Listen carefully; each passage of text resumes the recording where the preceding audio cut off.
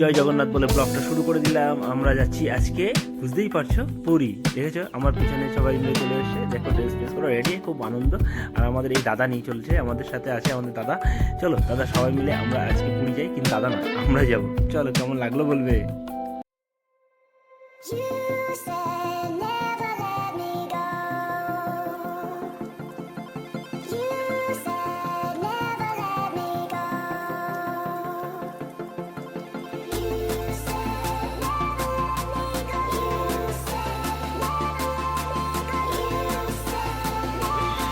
ওখানে দু রকমের সিট থাকে, একটা হচ্ছে বসে চেয়ার কার এসি, আর চেয়ার কার নন এসি। তা যাই হোক, আমরা চেয়ার কার এসি টিকিটটা কেটে নিয়েছি। তা চলুন দেখা যাক ওইখানকার বসা সিটিং পজিশান কেমন বা ট্রেনটা কেমন। দৌড়ি সম্পর্কে এক্সপিরিয়েন্স আছে, কিন্তু সেটা আপনাদের সাথে শেয়ার করা হয়নি, আজকে শেয়ার করবো। চলুন আজকে যেতে যেতে গিয়ে ধৌলি থেকে কথা হবে, সবাই আজকে ধৌলি ট্রেনটা দেখাবো কেমন। তারাতলা ব্রিজ অব্দি পৌঁছে গেলাম। এখান থেকে আমাদের শালিমার পৌঁছাতে লাগবে আর মাত্র 20 মিনিট। মানে প্রচণ্ড রাস্তা খালি আছে, দাদা বললো। সকাল সকাল বেরোনোর ফিল্ডটাই আলাদা, কিন্তু চোখটা একটু ঘুম ঘুম পাচ্ছে, এখন রাত্রিবেলা ঘুম হয়নি, সেটা তো ঘুমিয়ে পড়লো। ছেলেটা রেগে আছে, শুধু আমার চোখটা ঘুম ঘুম পাচ্ছে। শালিমার প্ল্যাটফর্মের দিকে প্রায় আমাদের 32 থেকে 35 মিনিট মতন লাগলো আসতে, চোকা থেকে এখানে। চল ভেতরে ঢুকে এবার।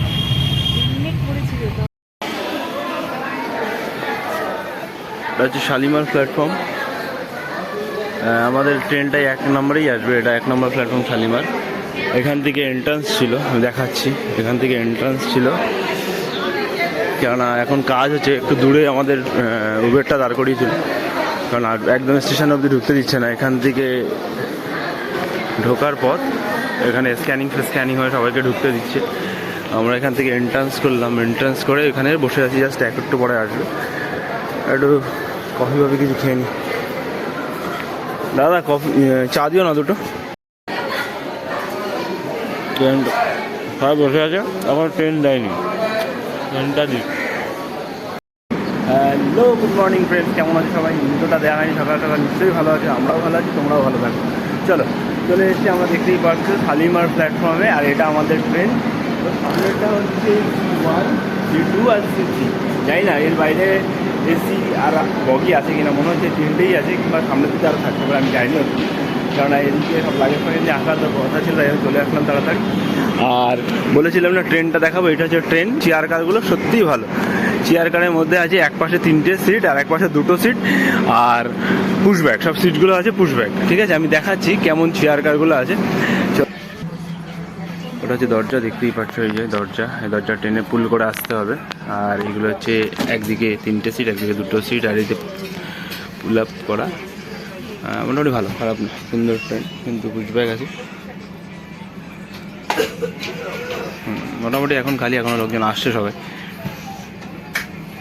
চলো, এটা হচ্ছে ট্রেনের ট্যুর, কেমন লাগলো। এটা উইন্ডো, ট্রেন একদম ভরা, এপাশ ওপাশ। এবং ট্রেন ছেড়ে দিয়েছে আমাদের শালিমার থেকে,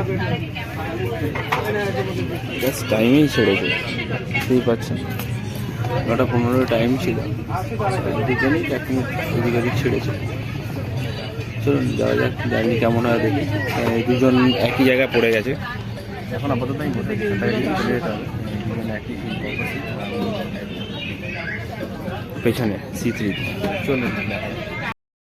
কলকাতায় এখন 1টা বাজে, আমরা এসে পৌঁছালাম খড়গপুর স্টেশনে। খড়গপুর স্টেশনটা দেখতে পাচ্ছ, মনে পড়ে গেল সেই সেই সেই সেই মহেন্দ্র সিং ধোনি সিনেমার কথাটা। হ্যাঁ, এই সেই খড়গপুর প্ল্যাটফর্ম। আর আমরা এখানে এখন দুপুরবেলায় এসে পৌঁছালাম। ট্রেনটা খুবই ভালো চলছে, সবাই দেখে আমাদের বুঝতেই পারছেন।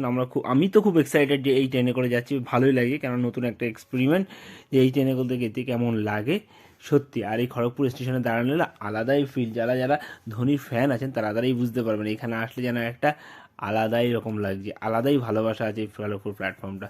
চলুন আমরা খড়গপুর থেকে ছাড়িয়ে চলে যাচ্ছি। এই দেখতেই পাচ্ছেন লেখাটা কত সুন্দর, টাটা খড়গপুর।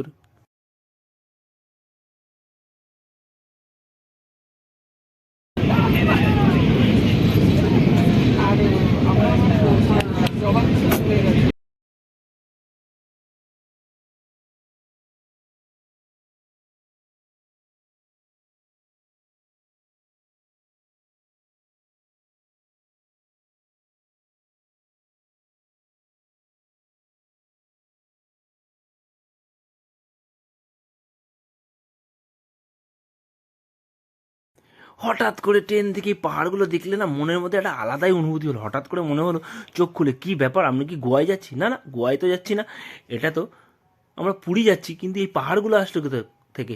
হ্যাঁ, ঠিকই ধরেছেন, পুরী যাওয়ার আগে ঠিক এই পাহাড়গুলো আসে, মাটির পাহাড়ের মাঝখানে ট্রেনটা যায়।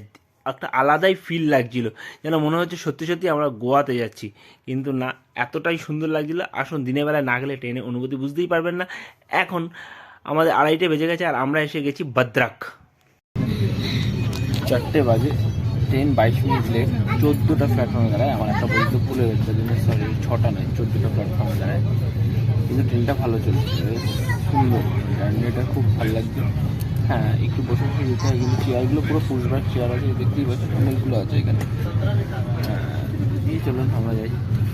এখনও প্রায় আমাদের পৌঁছাতে ধৌলি এক্সপ্রেস তার নির্দিষ্ট সময় থেকে মাত্র 20 মিনিট মতন এদিক ওদিক চলছে।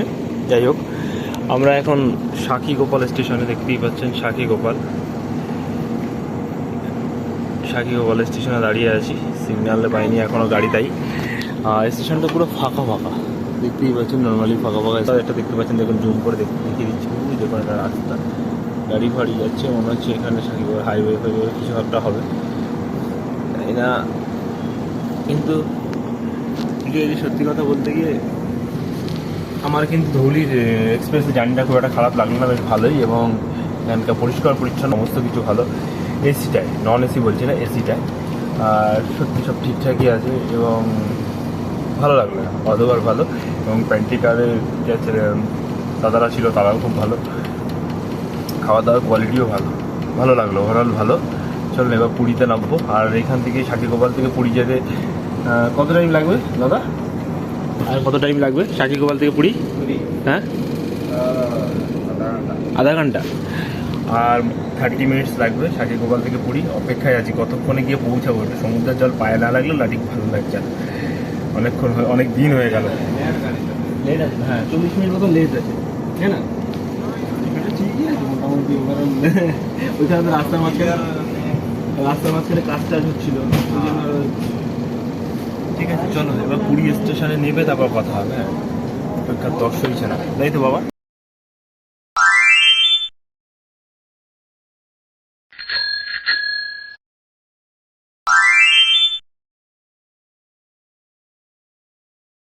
আমরা অটোয় উঠে গেছি। আমাদের হোটেলটা হচ্ছে গোপাল বল্লভপুর সুরাভিলা।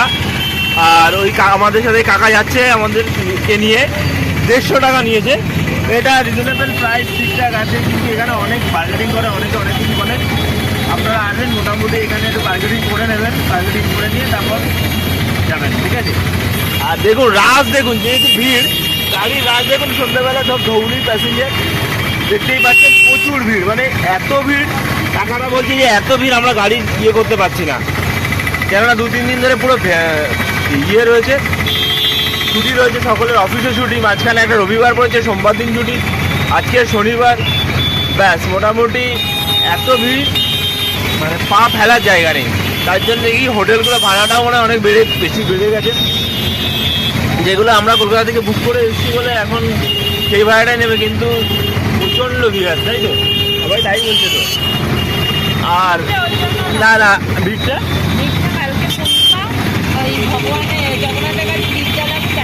ও আচ্ছা, কালকে পূর্ণিমা ভগবানের দীপ জ্বালাবে এবং 2 দিন ছুটিটাও পড়ে গেছে, মাঝখানে 2 দিন ছুটি পড়ে গেছে বলে সবাই এখন পুরীতেই আমরা আসি, বেশিরভাগ সবাই প্রেফার করি, কেন দীঘাটা এখন গিয়ে এত সবার হয়ে গেছে, তাই না? আর সেই সবাই পুরীতেই আমরা আসি। জয় জগন্নাথ। সামনে চলো, দেখো বিভৎস জ্যাম, মানে আমি পুরীতে এসে এরকম জ্যাম রাস্তায় দেখিনি, মোটামুটি ফাঁকা থাকে, হিউজ জ্যাম, গাড়ি যেতে পারছে না, এত ভিড়। এখানে কেউ ফিরে যাচ্ছে, দেখতেই পাচ্ছেন। বাবা মজা হচ্ছে কিনা বলো? মজা হচ্ছে?